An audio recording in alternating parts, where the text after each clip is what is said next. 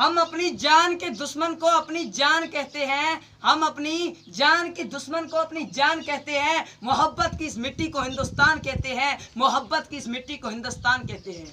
आदरणीय महोदय, राजकीय उच्च माध्यमिक विद्यालय नूरे की बुर्ज के प्रधानाचार्य श्रीमान सुमेर सिंह जी एवं दूसरा दशक परियोजना निदेशक श्रीमान मुरारी लाल जी थानवी एवं नूरे की बुर्ज के माननीय सरपंच श्रीमान सद्दीक खान जी, कालू खां की ढाणी के युवा नेता श्रीमान अमीन खान जी एवं हमारी ढाणी के जाने माने व्यक्ति श्रीमान नवाब खान जी और मेरे समस्त गुरुजन एवं मेरे क्लासमेट और मेरा भाषण सुन रहे सभी प्रदेशवासियों, आप सभी को स्वतंत्रता दिवस की हार्दिक शुभकामनाएं। वैसे तो आज हम सभी ये जानते हैं कि इस कोरोना काल में हम किसी कार्यालय या स्कूलों में तो स्वतंत्रता दिवस मना नहीं सकते, बल्कि आज हमें स्वतंत्रता दिवस घर पर ही मनाना पड़ रहा है। तो वैसे तो आप और हम सभी ये जानते हैं कि 15 अगस्त हम क्यों मनाते हैं, क्योंकि 15 अगस्त 1947 को हमारा देश आज़ाद हुआ था और हमें आज़ादी मिली थी। और हम में से ऐसे भी कई लोग हैं जो कम जानते हैं कि हमारे देश की आज़ादी किसने दिलवाई थी और कैसे दिलवाई थी।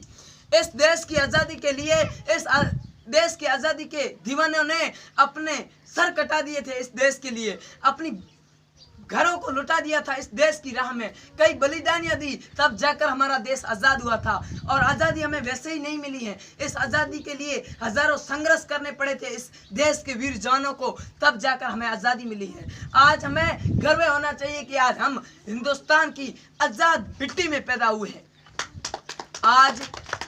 आज हम उनकी बलिदानियों को समझते ही नहीं है। आज सुबह उठा, आंखें मली, देखा कि आज 15 अगस्त है, मोबाइल उठाया, फेसबुक, व्हाट्सएप, ट्विटर, इंस्टाग्राम खोला और उस पर पोस्ट डाल दिए, स्वतंत्रता दिवस की आप सभी प्रदेशवासियों को हार्दिक शुभकामनाएं। क्या यहीं तक सिमट चुकी है उनकी बलिदानियां?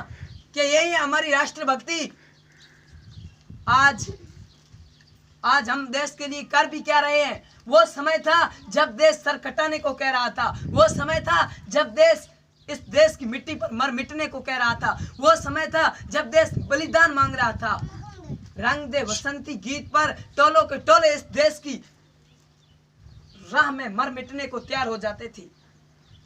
आज देश न बलिदान मांग रहा है, ना देश सर कटाने को कह रहा है, ना देश कुर्बान हो जाने को कह रहा है, बल्कि आज देश इस कोरोना काल में घर पर रहने को कह रहा है। आज देश भाईचारा के साथ रहने को कह रहा है। आज देश ईमानदारी, निष्ठा, प्रेम, स्नेह, लगन से आगे बढ़ने को कह रहा है।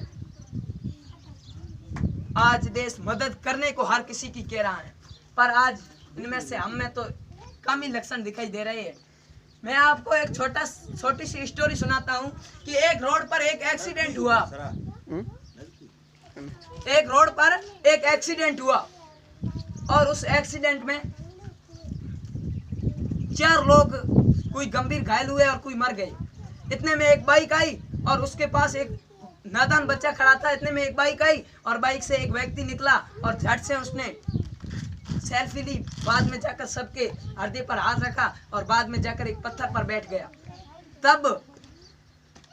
तब उस नादान ने समझा कि सेल्फी लेकर पुलिस को भेज रहा है कि पुलिस जल्दी आए। उसने ये हाथ लगाया हृदय को। तब बच्चा समझ रहा है कि ये देख रहा है कि किस तरह कौन ज्यादा गंभीर घायल है तो उससे जल्दी से अस्पताल पहुंचाया जाए। फिर वो दूर जाकर पत्थर पर बैठ कर मोबाइल को ऐसे ऐसे घुमा रहा है। तब नादान बच्चे ने सोचा कि ये एम्बुलेंस को कॉल कर रहा है, पुलिस को कॉल कर रहा है।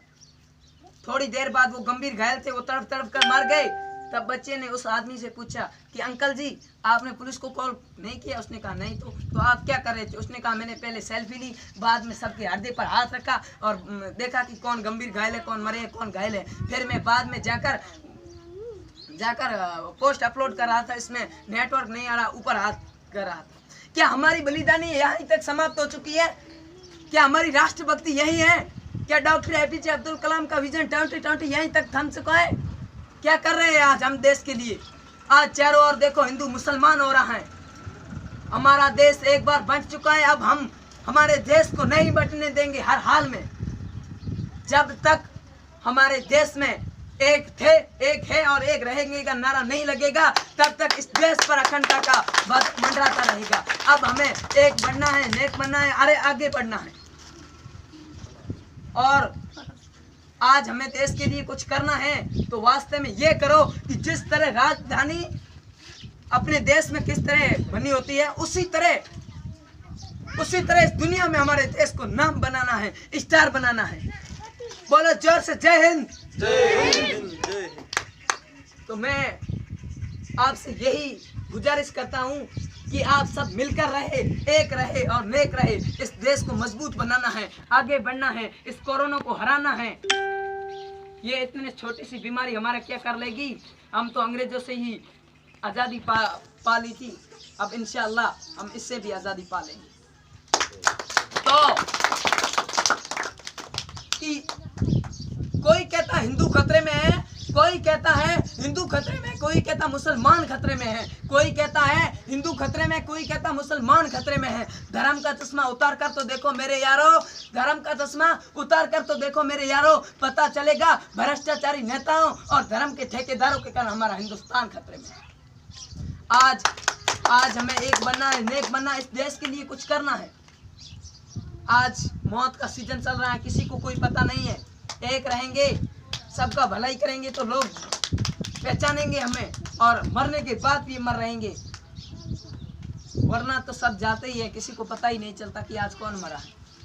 इसलिए सभी से यही हाथ जोड़कर निवेदन है कि एक रहो, नेक रहो और देश को आगे बढ़ाओ। ये नफरत बुरी है, न पालो इसे।